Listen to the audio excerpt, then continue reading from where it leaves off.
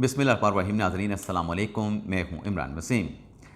नाज़रीन, ख़बर यह है कि इलेक्शन कमीशन ऑफ पाकिस्तान की जानिब से जो सुप्रीम कोर्ट में मखसूस नशिस्तों के 12 जुलाई के फ़ैसले के ख़िलाफ़ दायर नज़रसानी की दरख्वास्तों पर जो समाअत चल रही है, इस अदालती कार्रवाई में इलेक्शन कमीशन ने एक नई रिपोर्ट सबमिट की है और इस रिपोर्ट में इलेक्शन कमीशन ने निशानदही की है कि 12 जुलाई के फ़ैसले में कैसे आइन और कानून की धज्जियाँ उड़ाई गईं।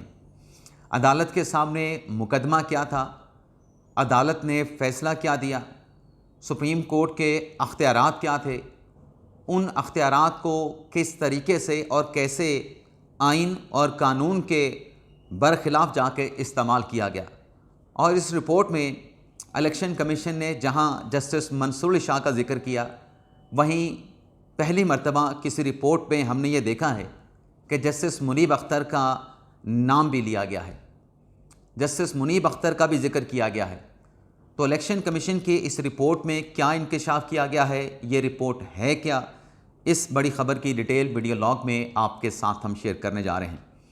तो प्रोग्राम का आगाज़ करने से पहले आपसे दरख्वास्त के चैनल को सब्सक्राइब कर लें, बेल आइकॉन का बटन प्रेस करें, वीडियो पसंद आए तो इसे लाइक और शेयर ज़रूर कीजिएगा। नाज़रीन, इलेक्शन कमीशन की जो रिपोर्ट है वो दरअसल ECP की जानिब से नज़रसानी केस में जमा करवाई गई उनकी फार्मूलेशंस हैं, जो कि 7 नुकात पर मुश्तमिल हैं। और इस फार्मूलेशन में इलेक्शन कमीशन ने अदालत के सामने कानून रखा है, आइन रखा है, अदालत के सामने जो केस था उसको पुट किया है और सारा कंपैरिजन करके 12 जुलाई के फ़ैसले में क्या सुकम्स हैं, क्या गलतियां हैं, क्या ब्लंडर्स हैं, उन सब की निशानदेही की गई है।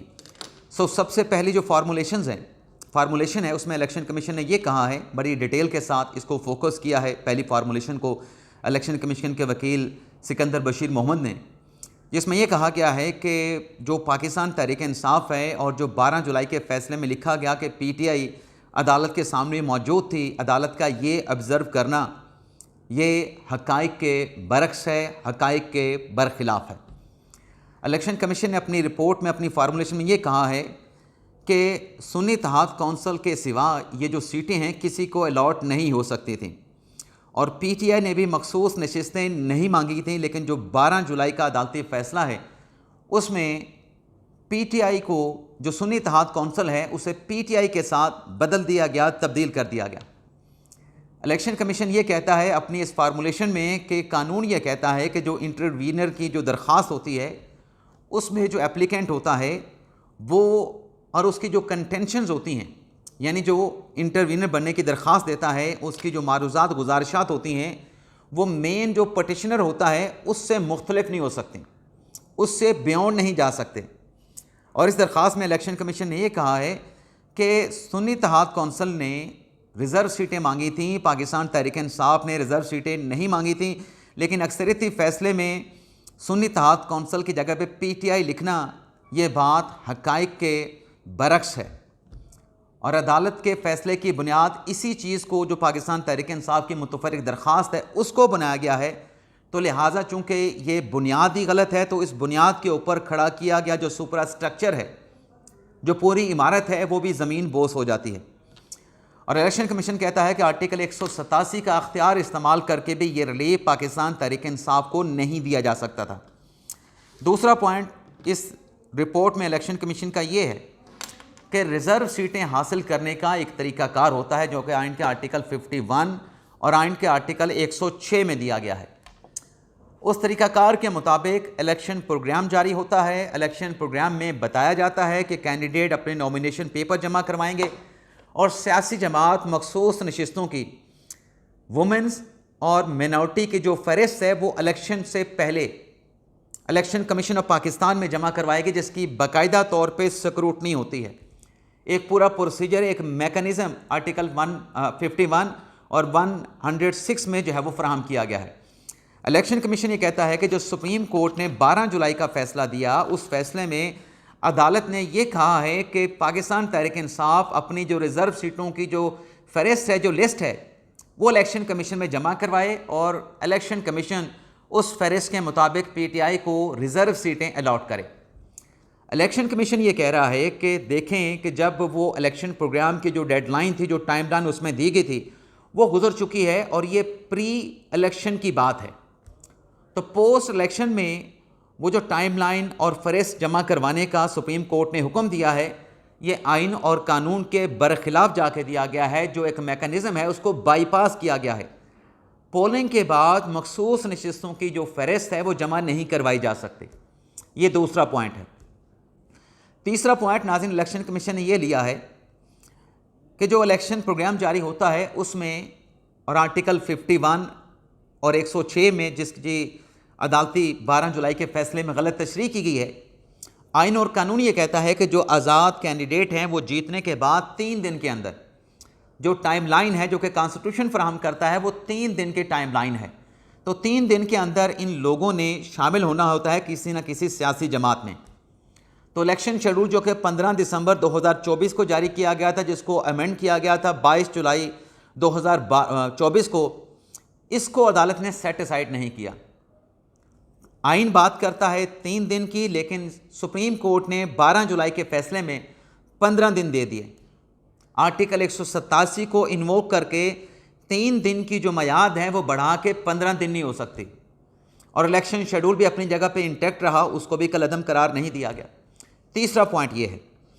चौथा पॉइंट नाज़रीन, इलेक्शन कमीशन ने ये रखा है कि जिन 39 अरकान को सुप्रीम कोर्ट ने 12 जुलाई के फैसले में कतई नज़र इस बहस के कि कितने जज साहबान ने PTI के 39 अरकान को तहरीक इंसाफ का करार दिया, इलेक्शन कमीशन ये कहता है कि इसका भी एक मुकम्मल प्रोसीजर है। जब नॉमिनेशन पेपर कोई उम्मीदवार फाइल करता है तो उसे डिक्लेरेशन देना होता है कि वो फलां पार्टी का कैंडिडेट है। उस उम्मीदवार को सर्टिफिकेट देना होता है, पार्टी का टिकट देना होता है। लेकिन सुप्रीम कोर्ट ने अपने फैसले में ये करार दिया कि नॉमिनेशन पेपर्स या जो डॉक्यूमेंट्स अदालत के सामने पेश किए गए उनके 3 कॉलम्स में जहाँ पर भी जिस कैंडिडेट ने PTI लिख दिया है उसको किसी तफरीक के बगैर PTI का कंसीडर किया जाए। तो इलेक्शन कमीशन दरअसल यहाँ पे कह ये रहा है कि एक तरीक़ाकार है किसी उम्मीदवार को किसी सियासी जमात का उम्मीदवार एक्सेप्ट करने का, वो रिक्वायरमेंट पूरी किए बगैर कैसे जो सुप्रीम कोर्ट का 12 जुलाई का फैसला पैराग्राफ नंबर 49 और 110 है उसमें उस तरीक़ाकार को, उस रिक्वायरमेंट को एडमिट किया गया है कि कैसे उम्मीदवार अपने नॉमिनेशन पेपर सबमिट करते हैं, कैसे उनके नॉमिनेशन पेपर एक्सेप्ट होते हैं। इस तरीक़ाकार को इंडोर्स करने के बावजूद, इसको मानने के बावजूद ये करार दे दिया गया कि ये 39 लोग चाहे वो पाकिस्तान तहरीक इंसाफ के हैं। ये बात आइन और कानून के बरखिलाफ है। जो लीगल रिक्वायरमेंट है उसके बरक्स जाके ये फैसला दिया गया। 5वां पॉइंट नाज़रीन इसमें यह दिया गया है कि जो आर्टिकल 187 के तहत रिलीफ दिया गया है वो आउट ऑफ टर्न नहीं, जो स्कोप था उससे बाहर जाके रिलीफ दिया गया है। इलेक्शन कमीशन ये कहता है कि आर्टिकल 187 का जो रिलीफ है वो सिर्फ मुतासरा पार्टी को दिया जा सकता है और मुतासरा पार्टी का अदालत के सामने होना ज़रूरी है। इलेक्शन कमीशन ने जो एक नया आइनी पॉइंट अपनी इन गुजारिशात में फार्मूलेशन में सुप्रीम कोर्ट के बेंच के सामने रखा है, उसमें यह कहा गया है कि आइन का आर्टिकल 4 जो है वो कानूनी तहफ़्फ़ुज़ फराहम करता है हर शख्स को जो उसको कानून और आइन प्रोटेक्शन फराहम करता है। तो आइन का आर्टिकल 4 के अगेंस्ट जाके किसी फ़र्द के ख़िलाफ़, कानून के बरखिलाफ़, आइन के बरखिलाफ़ कोई फ़ैसला या सलूक नहीं हो सकता। इलेक्शन कमीशन ने कहा है कि पार्टीज़ का अदालत के सामने होना मौजूद है। अगर पार्टीज़ मौजूद ना हो तो आर्टिकल 187 का अख्तियार आप इस्तेमाल नहीं कर सकते। इस पर जस्टिस मंसूर अली शाह साहब का फ़ैसला मौजूद है। सुप्रीम कोर्ट जब एक बेंच बना देती है, इलेक्शन कमीशन का यह कहना है कि वो सो मोटो प्रोसीडिंग का आगाज़ आज़ादाना तौर पे बेंच में बैठ के जज साहबान शुरू नहीं कर सकते। इस हवाले से इलेक्शन कमीशन ने अपनी रिपोर्ट में जस्टिस मुनीब अख्तर के 2022 के उस फैसले का हवाला दिया है जब काजी फाजिसा ने साफ़ियों के मामले पे अज़ खुद नोटिस लिया था। उस अज़ खुद नोटिस की कार्रवाई के ख़िलाफ़ जस्टिस उमर बंदियाल ने 5 रुकनी बेंच बना के एक जजमेंट दिया था कि ये सो मोटो कमरा अदालत में बैठ के एक बेंच नहीं ले सकता। सो मोटो लेने का जो अख्तियार है वो चीफ जस्टिस का होता है। तो उस पर फैसला जस्टिस मुनीब अख्तर साहब ने तहरीर किया था, जिसमें मास्टर ऑफ रोस्टर की जो टर्म है वो भी सामने आई थी, इस्तिलाह सामने आई थी।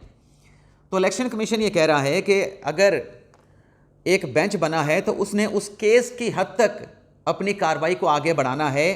सो मोटो लेके कोई फैसला नहीं दिया जा सकता। आर्टिकल 187 को पेंडिंग केस के अलावा मुतासरा फरीक की अदम मौजूदगी में, चूँकि तहरीक इंसाफ मुतासरा फरीक के तौर पर अदालत के सामने नहीं आई, ना इलेक्शन कमीशन के सामने, ना पेशावर हाई कोर्ट के सामने, ना सुप्रीम कोर्ट के सामने, वो तो इंटरवीनर बनने के लिए आई थी, तो ये आर्टिकल 187 भी अख्तियार नहीं इस्तेमाल कर सकते थे। आर्टिकल 184(3) का सो मोटो का अख्तियार भी पीटीआई के हक़ में इस्तेमाल नहीं कर सकते थे। और एक और नुक्ता जो इलेक्शन कमीशन ने उठाया कि वो ये है कि 12 जुलाई के फैसले में जो इलेक्शन कमीशन का सलमान अकरम राजा के ख़िलाफ़ फैसला है उसको आज़ाद उम्मीदवार डिक्लेयर करने का, उसको 12 जुलाई के फैसले में कलअदम करार दे दिया गया। इलेक्शन कमीशन ये निशानदेही करता है कि जो फैसला था इलेक्शन कमीशन का सलमान अकरम राजा की दरख्वास्त पे, वो फैसला तो हतमी हो चुका था। उस फैसले को तो सलमान अकरम राजा ने सुप्रीम कोर्ट में चैलेंज नहीं किया था, तो सुप्रीम कोर्ट कैसे एपलेट कोर्ट का अख्तियार यहाँ पे इस्तेमाल करके जो 2 फरवरी 2024 का सलमान अकरम राजा के खिलाफ इलेक्शन कमीशन का फैसला है जो कि फाइनलिटी अख्तियार कर चुका था, उसको कैसे सेटिसाइड कर सकती है? कौन सा कानून और आइन का कौन सा आर्टिकल इस बात की इजाज़त देता था? और छठा पॉइंट नाज़रीन, इस दरख्वास्त में इलेक्शन कमीशन ने यह लिया है कि जो सेक्शन 94 है इलेक्शन एक्ट का, उस सेक्शन 94 को भी सुप्रीम कोर्ट ने 12 जुलाई के फैसले में कलअदम करार दे दिया। इलेक्शन कमीशन ये कहता है कि सेक्शन 94 जो कि मखसूस नशिस्तों के हवाले से है, जब वो भी चैलेंज नहीं किया तो सुप्रीम कोर्ट ने इलेक्शन कमीशन को सुने बगैर, इलेक्शन कमीशन को नोटिस दिए बगैर, और आर्टिकल 10 ने जो कोई फेयर ट्रायल की बात करता है, यहाँ पर भी अख्तियारात का गलत इस्तेमाल किया। इस नुक्ते पे कि रूल्स 94 कलअदम है, आइन के मुनाफी है, सुप्रीम कोर्ट के अक्सरियती बेंच को अगर उसने सो मोटो प्रोसीडिंग शुरू करनी थी तो पहले इलेक्शन कमीशन को नोटिस देता, इस नुक्ते पे इलेक्शन कमीशन को सुनते, फिर फैसला करते। बगैर नोटिस दे के, बगैर इलेक्शन कमीशन को सुने, ये फैसला सुप्रीम कोर्ट नहीं दे सकती थी। तो ये छठा पॉइंट था। सातवां नाज़रीन, इलेक्शन कमीशन ने जो पॉइंट लिया है वो मेजॉरिटी जजेस की एक तो 14 सितंबर की वजाहत है इलेक्शन कमीशन की दरख्वास्त पर, पीटीआई की दरख्वास्त पे, और दूसरा 18 अक्टूबर 2024 की वजाहत है इलेक्शन कमीशन और पीटीआई की दरख्वास्त पे। इस पॉइंट पे इलेक्शन कमीशन का ये कहना है कि ये जो 2 वजाहतें 14 सितंबर और 18 अक्टूबर को सुप्रीम कोर्ट के 8 जजेस ने जारी की, इसमें भी जो तरीक़ाकार है, जो प्रोसीजर है, जो आर्टिकल 10A है, उसको फॉलो नहीं किया गया। इलेक्शन कमीशन का ये कहना है कि ये जो वजाहतें हमने फ़ाइल की थी उसको तरीक़ाकार के मुताबिक कमरा अदालत में फ़िक्स नहीं किया गया, और ये वजाहतें 13 रुकनी बेंच के सामने समाअत के लिए फ़िक्स होना थी, लेकिन ना हमारी वजाहतों को समाअत के लिए फ़िक्स किया गया, ना उस पर 13 रुकनी बेंच बना, ना इलेक्शन कमीशन को सुना गया, ना इलेक्शन कमीशन को नोटिस दिया गया। तो ये आइन और कानून के बरखिलाफ़ जाके 12 जुलाई का फ़ैसला दिया गया है। ये हमारे 7 पॉइंट हैं इलेक्शन कमीशन का कहना है, जिसकी बुनियाद पे हमारा ये कहना है कि सुप्रीम कोर्ट का 12 जुलाई का जो फ़ैसला है उस पर नज़रसानी होनी चाहिए। अब ये नाज़रीन बड़ा अहम डॉक्यूमेंट्स है, बड़ी अहम फार्मूलेशन है इलेक्शन कमीशन की जो सुप्रीम कोर्ट के मखसूस नशिस्तों में जमा करवाई गई हैं। अभी तो केस की समाअत को 16 जून तक मुलतवी कर दिया गया है, ईद कुर्बान के बाद। ईद कुर्बान के बाद फैसल सदीकी साहब दलाइल देंगे, उनके दलाइल के अख्तिताम के बाद ये जो फार्मूलेशंस हैं, ये फार्मूलेशंस इलेक्शन कमीशन के वकील वैसे तो जमा करवा चुके हैं, लेकिन अदालत को बताएंगे कि ये सब कुछ है क्या, इसमें कानूनी और आइनी नुक्ते क्या हैं, अदालती फ़ैसले में सुकम क्या है, तो वो इसकी निशानदेही करेंगे। तो ये था नाज़रीन हमारा आज का वीडियो लॉग। उम्मीद करते हैं कि हमारी ये जो ख़बर है, एक्सक्लूसिव ख़बर है, आपको ये ज़रूर पसंद आई होगी। आपके फ़ीडबैक का ज़रूर इंतज़ार रहेगा। बाकी अल्लाह ताला हम सब का हामी नासर अपनी दुआ में याद रखिएगा। अल्लाह हाफ़िज़।